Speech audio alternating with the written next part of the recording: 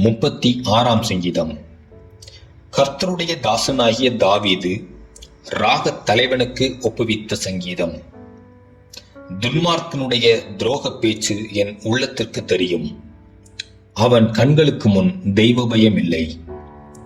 அவன் தன் அக்கிரமம் அருவருப்பானதென்று காணப்படுமளவும் தன் பார்வைக்கேற்றபடி தனக்குத்தானே இச்சகம் பேசுகிறான். அவன் வாயின் வார்த்தைகள் அக்கிரமமும் வஞ்சகமும் உள்ளது. புத்தியாய் நடந்து கொள்வதையும் நன்மை செய்வதையும் விட்டுவிட்டான்.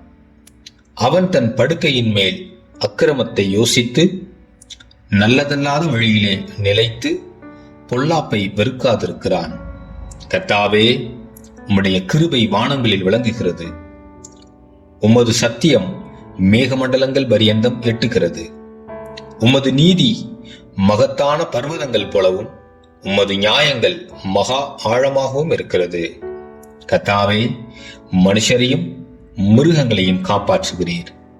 தேவனே, உம்முடைய கிருபை எவ்வளவு அருமையானது! அதனால் மனுபுத்திரர் உமது செட்டைகளின் நிழலிலே வந்தடைகிறார்கள். உமது ஆலயத்தில் உள்ள சம்பூர்ணத்தினால் திருப்தி அடைவார்கள். உமது பேரின்ப நதியினால் அவர்கள் தாகத்தை தீர்க்கிறீர். ஜீவ ஊற்று உம்மிடத்தில் இருக்கிறது. உம்முடைய வெளிச்சத்திலே வெளிச்சம் காண்கிறோம்.